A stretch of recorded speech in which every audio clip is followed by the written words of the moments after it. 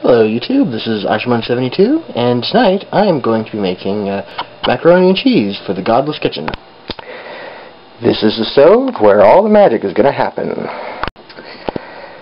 Okay, firstly you will need two pots.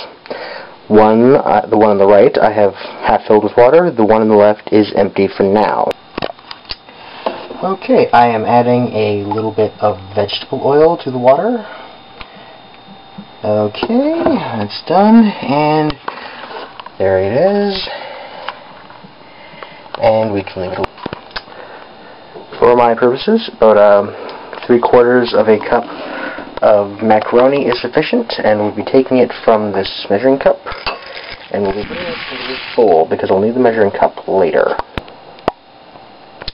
Now, to start off with the sauce, we will need 1 tablespoon of margarine and 1 tablespoon of flour.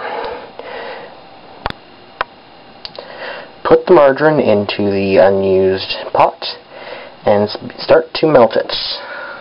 I'll just step back so you can get a little closer look here. Sorry, that wasn't quite as clear as I would have wanted it to be. There, I think you can see the margarine beginning to melt. Okay, with the margarine melting, very carefully add the flour. It's a little bit of a mess, so you can just stir it in. At this point, you can return to the first pot, which I will now begin to boil. There, I've put it on high, and it is beginning to boil. There, once the margarine flour mixture is all done, you can just turn the boiler to the lowest or the second lowest point. And what I like to do is just to make it a little bit more interesting, is add a few little knickknacks.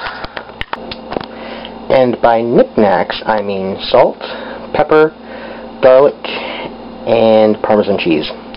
You don't have to do this if you don't want to. You can just skip this step if you want to make it a little plainer macaroni and cheese, but I like to make it a little bit special. Okay, add the salt, the pepper,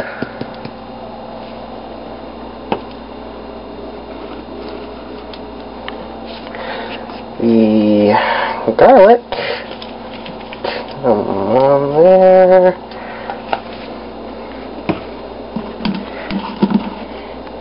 and Parmesan cheese. It's a little bit of a lot of cheese there, but that's the way I like it. Now this part, of course, I just season to taste. If you like less, you can probably put less in yourself. Now for the milk. What I like to do is put in a roughly equal amount of milk to the noodles.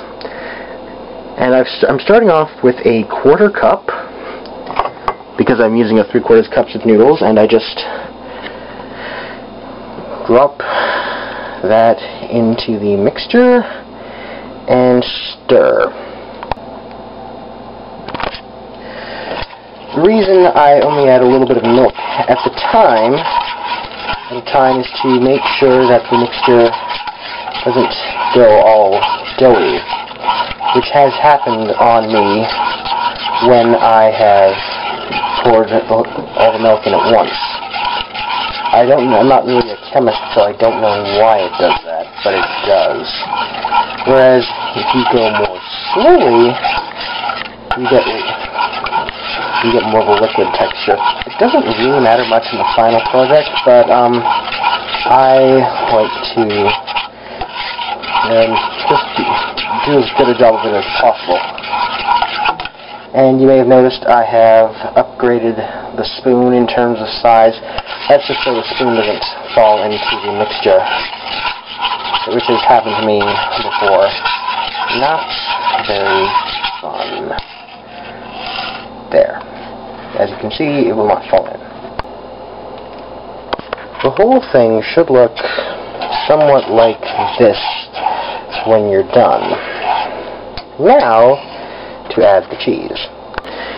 As I think you can tell, when I said I like cheese, I wasn't kidding.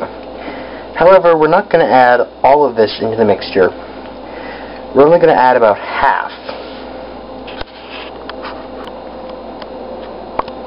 There, one much diminished pile of cheese, and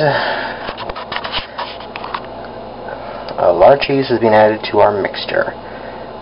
And I have turned up the temperature so that the cheese will melt more quickly and more evenly than it would have if I kept it on low.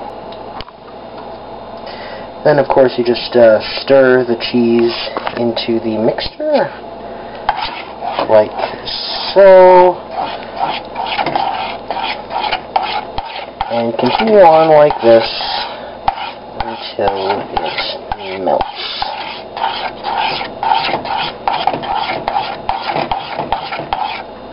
Now, you'll notice that I moved the other pot. That's because the burner I had been using doesn't seem to be working. So here's hoping this burner brings the water to a boil a little bit quicker. There. The cheese sauce is done. So I will be moving it over to this burner, which I have on low, just to keep it warm. Now, as you can see, the water has finally come to a boil. A little bit later than I'd intended, but hey, such is life. Now that it's boiling, you just add the macaroni.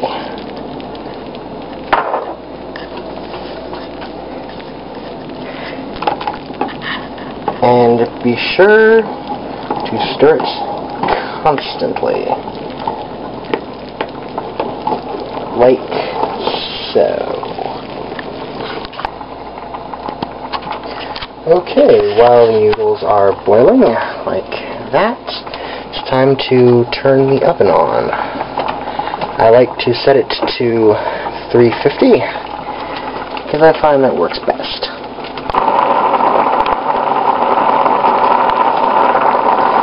Okay, and the macaroni is done when it looks kind of like that. So, just make sure you turn off the burner, and you dump it into a strainer, like so.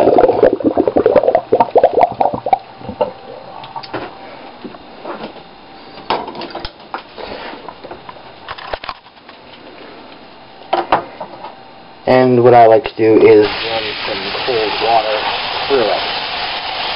Not a lot, but some. Take some of the, just to take some of the heat away.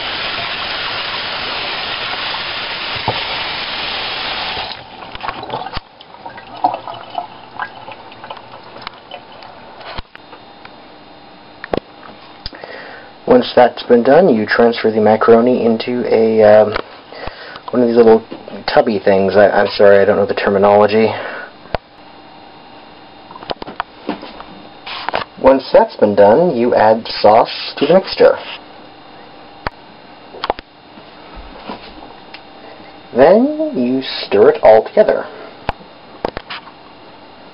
Now, if you'll recall the cheese from earlier, I put the rest of it on the top of the mixture there. And that is the last step. Now we can put it into the oven for 20 minutes. And in the meantime, what I like to do is do the dishes that I've created. That way it'll take me a little less time when I'm all done. And this is what it looks like after you pull it from the oven. Just have to let it stand for a few minutes, I'd say about 5 or so, and then you'll be ready to put it into your bowl. And this is the bowl I have selected. It's a decent size, and it will fill it up quite nicely, as you'll see. And voila, the finished product. Macaroni and cheese.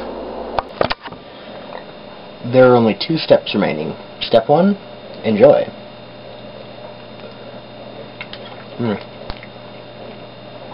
Turned out pretty nicely.